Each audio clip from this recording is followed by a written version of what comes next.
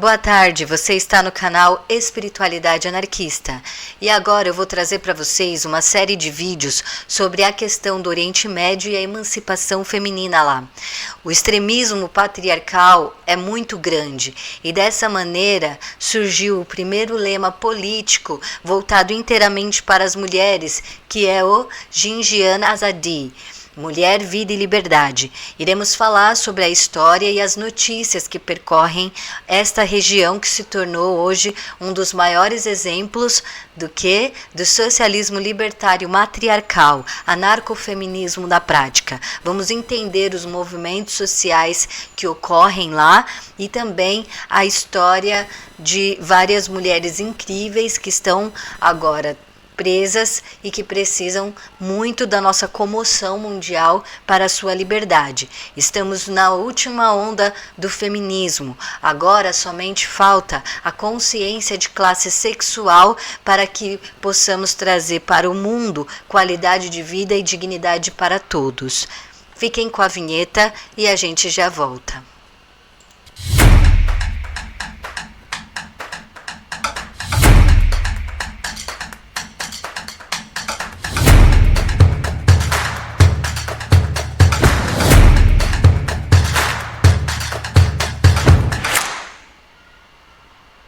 Muito bem, agora então vamos entender um pouco como que é a região do Oriente Médio e nós sabemos que foi lá, por exemplo, que surgiu o Código de Hammurabi, né, que foi um dos primeiros códigos opressivos masculinos que é de dominação do corpo das mulheres. Então, esse trabalho será bastante intenso, né, a pesquisa sobre essas situações é bastante extensa, mas no final das contas vai valer muito a pena. Então eu espero que vocês gostem, tá? Eu vou pegar aqui o primeiro mapa, olha só. Então o Brasil está aqui, né? E essa região verde é o Oriente Médio, tá bom? Então vamos ver mais ou menos como que é formado lá o Oriente Médio. Olha só, nós temos aqui o mapa. Eu vou trazer aqui rapidinho esse mapa não, ó, peraí, tenham paciência comigo. Aí nós temos a Turquia lá em cima, Síria, né? Aqui embaixo nós temos o Iraque, o Irã, o Afeganistão, aí esse laranjinha ali um pouquinho mais pro lado, né? A Arábia Saudita, Catar, eu queria ter o ponteiro, né? Vocês verem o ponteiro, mas tudo bem. O Catar é uma pontinha aqui pequena. Toda essa região que vocês estão vendo praticamente é dominado pelo islamismo patriarcal muito forte, né? Então as mulheres têm pouca liberdade de movimento. Veja só, a Turquia, a Síria e aqui mais ou menos o Iraque é onde está localizado o Rojava, o Kurdistão. Vou mostrar para vocês um vídeo para ilustrar bem isso. A parte de Israel é onde fica a Palestina e eles já estão tirando do mapa a Palestina. Isso é muito triste. Vamos ver aqui, olha só que interessante esse vídeo. Mostra mais ou menos onde está. Nós estamos no Brasil e vamos viajar para Rojava. Olha só onde fica Rojava, que é um dos lugares que está tendo o anarcofeminismo na prática. Não tem Estado lá. Nós iremos falar bem sobre isso. Mas fica bem numa região, ó, de fronteiras. Então nós temos o Afeganistão ali, o Irã, aí mais para cima o Iraque, né? Turquia ali em cima. Ó, que essa região já é da Palestina, que foi tomada por Israel. Ali a pontinha é Gaza. Tá vendo como eles ficaram encurralados? Olha só. E o Catar, que é um dos países mais violentos também para as mulheres e que foi a Copa. O Egito tá ali do ladinho, por isso que o pessoal costuma ir para lá para se refugiar, certo? Então agora que a gente conheceu um pouco do mapa, vamos para as histórias, tá bom? Então a gente vai se focar tanto na história do Afeganistão e na história do Kurdistão no momento, e também vamos falar aí dessa nascente de Jinjian Azadi, o primeiro lema político voltado para a emancipação das mulheres. Então, o socialismo libertário ele só pode existir em um país ao qual as mulheres são totalmente livres, né? Totalmente livres. Jindian Azadi é o primeiro lema político voltado para as mulheres. Então, o feminismo, anarcofeminismo é a emancipação total dos povos, ok? Quando um país ele tem uma política que as mulheres participam ativamente da organização social, onde todas as mulheres, aí acaba se tornando o quê? Desmontando a hierarquia e tornando o local mais horizontal. Então é a liberdade da mulher que faz com que um país se torne socialista libertário. Entendem? Então não tem como um país ser livre se nesse país as leis não atingem a liberdade das mulheres totalmente. Então, entendendo isso, nós iremos agora fazer o quê? Vamos entender o que acontece nas regiões do Afeganistão. Por que o Afeganistão? Porque lá houve uma situação muito interessante, que foram vários movimentos políticos que foram dando emancipação para as mulheres, mas devido ao islamismo muito forte, essas foram mais ou menos assim: dá liberdade para a mulher, depois tira, dá e depois tira, e ficou nessa onda muito forte até atualmente. Então isso aconteceu na maior parte das regiões ali do Oriente Médio, né? Essa oscilação de emancipações e liberdade. Então vamos conhecer um pouco da história do Afeganistão. Olha só, veja que interessante essa foto. Aqui eu peguei muitas coisas, então tenham paciência comigo, tá? Aqui, olha, é uma foto de uma moça estudante, né, lá do Afeganistão, de 1950 mais ou menos, 1970. Olha só, ela tinha liberdade para estudar. Aqui nós estamos vendo um grupo de pesquisadoras mulheres na universidade, estudando, veja só, em 1950. Aqui também a mesma coisa. Então, antes do regime do Talibã, lá no Afeganistão, as mulheres tinham total liberdade, né? E aí o que aconteceu? Elas foram perdendo as suas liberdades devido ao patriarcado. Olha só, mulheres estudando, né? Então a gente vai entender um pouco isso. Desculpem aqui, gente, minha desorganização. Mas se eu não fizer assim, eu não vou conseguir fazer nunca, porque é muito trabalho. Então, olha só, elas na praia, sem a necessidade daquela opressão toda das roupas, né? Então elas curtindo a praia. É assim que é a luta das mulheres. Claro que no Afeganistão, no Iraque, no Irã, a liberdade das mulheres não foram sempre assim tão expansiva, mas nós tivemos vários governos, que a gente vai ver aqui, que já começaram a ter essa idealização de dar mais liberdade para as mulheres, tá? E aí o que foi acontecendo? Vamos ver aí a história, como se foi acontecendo. Então a gente tem aqui, ó, este rapaz, Mohammed Jahi Shah, que ele imperou entre 1907, só deixa eu pegar aqui, ó, 1950 até 1973. Era uma monarquia, né? Ele era o rei. Só que mesmo ele sendo rei, ele era menos conservador. Então, o regime do Afeganistão, mesmo estando em uma monarquia, ele queria modernizar a cidade.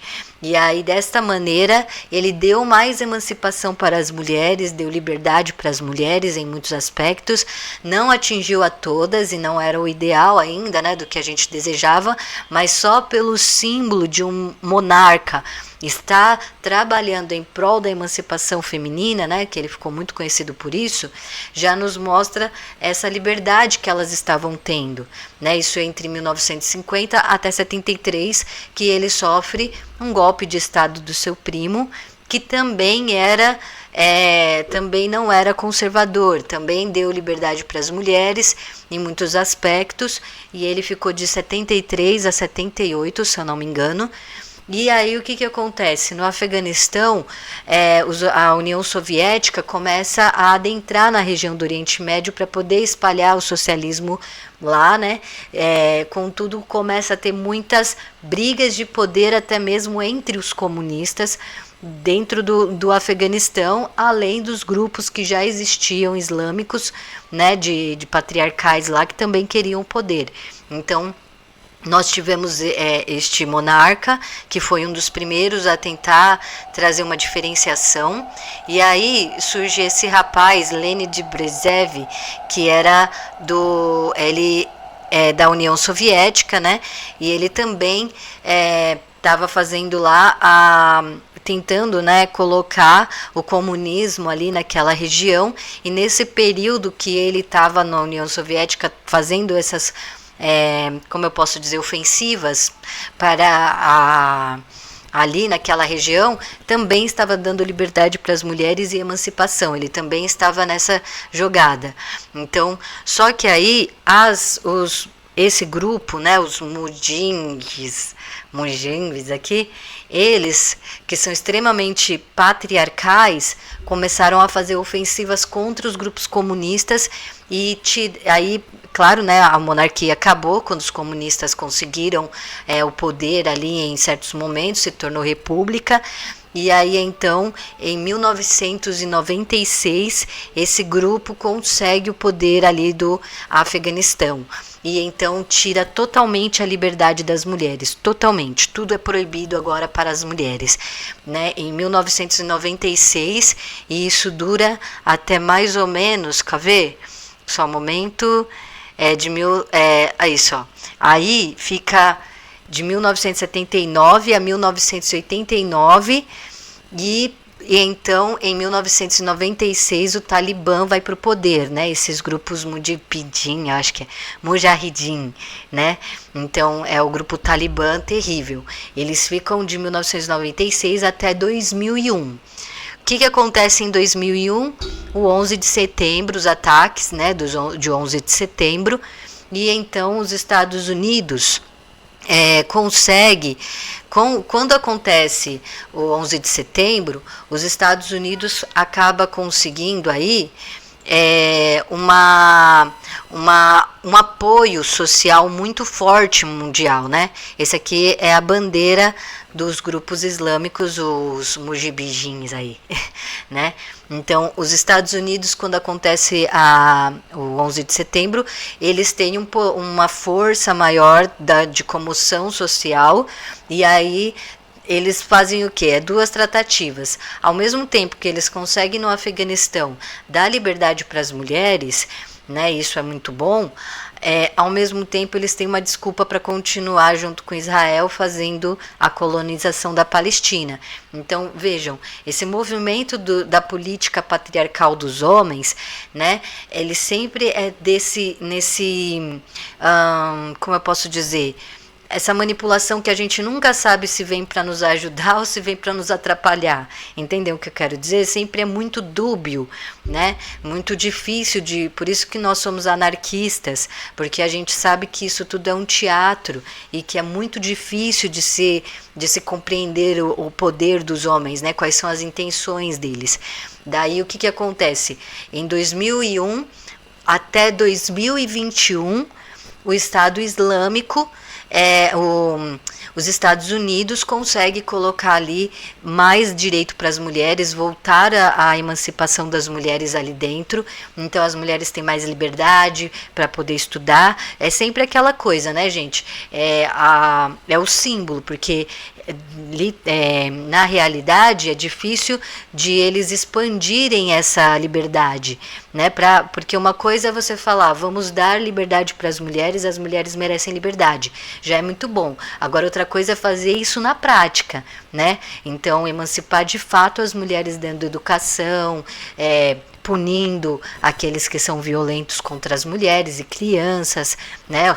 Uma justiça que realmente funciona, escolas, hospitais, então tudo isso exige financiamento. mas só pelo fato do governo estar falando isso, só pelo fato do governo estar buscando a emancipação das mulheres já é um grande avanço, certo? Então, os Estados Unidos fica ali no Afeganistão por esse período de tempo, de 2001 até 2021, quando de novo aí o que acontece? Por que ele consegue isso? Por causa do Osama Bin Laden.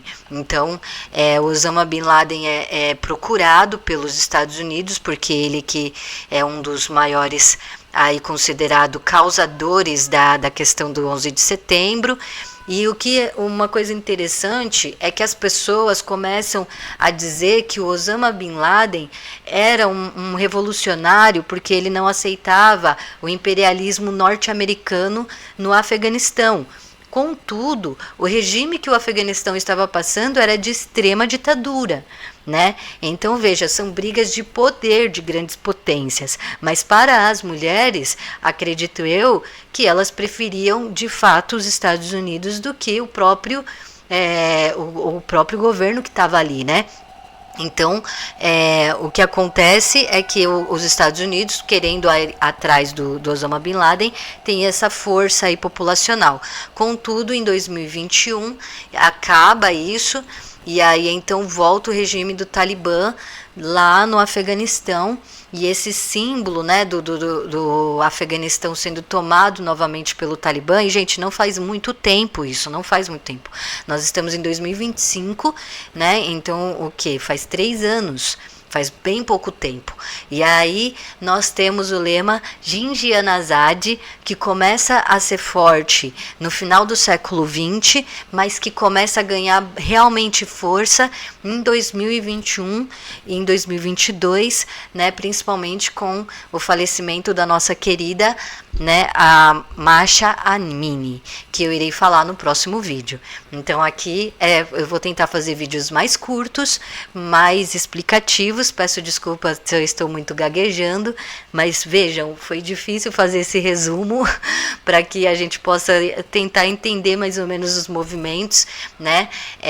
Para que a gente possa dar início às notícias e às situações que estão acontecendo lá, porque se Deus quiser, a deusa quiser e ela há de querer, nós vamos ter a expansão aí do anarcofeminismo para o mundo. E o patriarcado está doido com isso, porque não tem mais como impedir as mulheres de se unir e de compreender a situação final da última onda feminista que a gente está presenciando historicamente atualmente.